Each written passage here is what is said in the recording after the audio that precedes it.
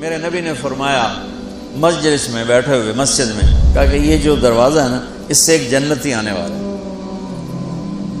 تو لوگوں نے دیکھا ایک مدینے کے مقامی آدمی ذرا بوڑھے، وہ مسجد میں اندر آئے، داڑھی میں وضو کا پانی، ہاتھ میں جوتا،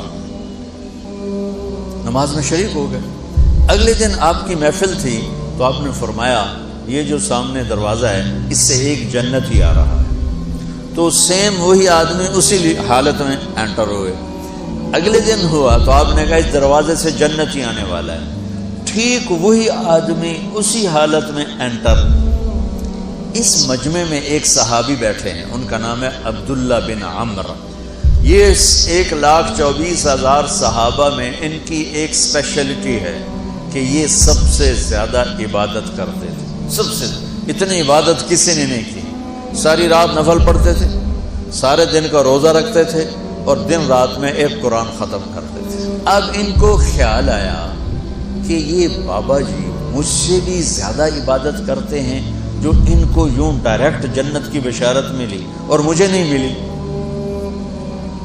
تو میں دیکھتا ہوں یہ کون سی عبادت کرتے ہیں۔ کیا یہ ساری رات سجدے میں پڑے رہتے ہیں، رکوع میں کھڑے رہتے ہیں، قیام میں کھڑے رہتے ہیں، کیا کرتے ہیں؟ تو ان کے پاس پہنچ گئے، چاچا کوئی تھوڑا والد صاحب کی ناراضگی ہے، دور رہنا چاہتا ہوں، 2-3 دن ٹھہر جاؤں آپ کے پاس؟ ہاں ہاں ہاں بیٹا آ جاؤ آ جاؤ آ جاؤ۔ اب عشاء کی نماز کے فوراً بعد انہوں نے چادر اوپر لی اور چادر میں یوں سوراخ کیا اور یوں لیٹ کے دیکھنے لگے کہ اب یہ بزرگ کیا کرتے ہیں۔ بزرگ تشریف لائے، سرانے پہ سر رکھا، اللہم بسمک اموت و احیا، سونے کی دعا پڑھی اور تھوڑی دیر بعد خراٹے تھے۔ بڑے حیران ہوئے، اب وہ دیکھ رہے ہیں ابھی اٹھے گا ابھی اٹھے گا ابھی اٹھے گا۔ پھر انہوں نے کپڑا اتار دیا، ابھی سویا ہوا ہے۔ وہ فجر کی اذان پہ اٹھے اور ان کا دماغ چکر کھا گیا، بھئی اے کی بڑی تہجد دے 2 نفل بھی نہیں تو جنت دی بشارت 3 دن کٹھی۔ انہوں نے کہا کل دیکھوں گا، کل شاید کچھ اور کریں۔ اگلے دن آئے، پھر اسی طرح یوں کر کے لیٹ گئے اور بزرگوں نے بھی یوں کیا اور بسمک اموت و احیا اور پورا کمرہ خراٹے انار۔ وہ پھر پریشان، یہ کب اٹھے گا کب اٹھے گا؟ فجر کی اذان پہ اٹھے تو اور ان کی حیرت بڑھ گئی، کہنے والا سچا، اس کے بات کو تو چیلنج ہو نہیں سکتا، وہ محمد مصطفیٰ ہیں، لیکن یہ چکر کیا ہے، یہ جنت مل کیسے رہی ہے؟ چلو ایک رات اور صحیح۔ تیسری رات آئے، یہ یوں لیٹے وہ یوں لیٹے، یہ دیکھتے رہے وہ سوتے رہے، حتیٰ کہ فجر کی اذان پہ آنکھ کھلی تو یہ نا پھٹ پڑے، کہنے لگے چاچا بات بتاؤں؟ کہنے کیا؟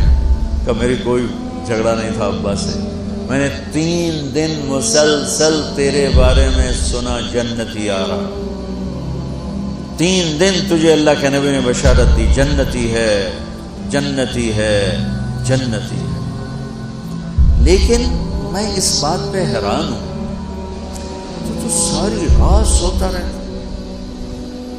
اس زمانے میں منافق بھی تہجد نہیں چھوڑتے تھے، فرض نماز تو فرض نماز ہے، منافق بھی تہجد نہیں چھوڑتے تھے۔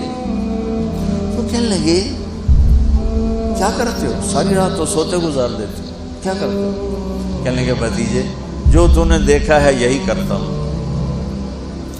اب یہ پریشان ہے کہ اللہ کے نبی کی بات کو تو چیلنج ہو نہیں سکتا، اور جس کو بشارت دی ہے انہوں تے فٹ نظر نہیں آ رہی کہ کیسے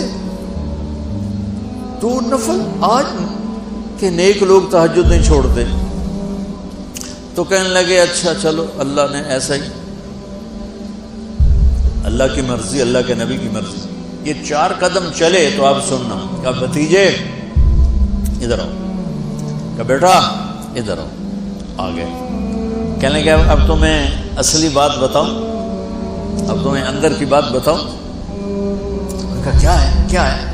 اب وہ تیار ہو گئے کہ یہ کہیں گے میں 3 دن بیمار تھا اس لیے میں اٹھ نہیں سکا، ورنہ میں تو ساری رات سجدے میں گزارتا ہوں، میں تو ساری رات روتے روتے گزارتا ہوں۔ تو 3 دن میں بیمار تھا، میرے پیٹ میں درد تھا، میرے سر میں درد تھا، تو میں اٹھ نہیں سکا، ورنہ تو دیکھتا تو حیران ہو جاتا میری رات کیسے ہوتی۔ کہتا ہاں جی جی جی، تو کہنے لگے مجھے دیکھو یہاں ہاتھ رکھا، کہ یہ جو دل ہے نا، دل اس میں دنیا کے کسی انسان کی نفرت نہیں ہے۔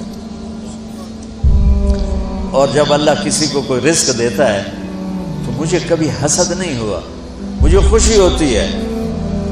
تو ان کی جو باڈی لینگویج تھی نا، حیرت میں ڈوب کے وہ کہتے ہیں ہاں بات ہے، سمجھ آ گئی، یہی سے۔ انہوں نے ایسا نہیں کیا، وہ کہنے لگے ہاذا ہوا، اچھلے اپنی جگہ سے، ہاذا ہوا، یہ چاچا اب سمجھ میں آ گیا، سمجھ میں آ گیا، یہی ہے جو آپ کا سینہ اللہ نے پاک کر دیا ہے، اس پر آپ کو جنت ملی ہے۔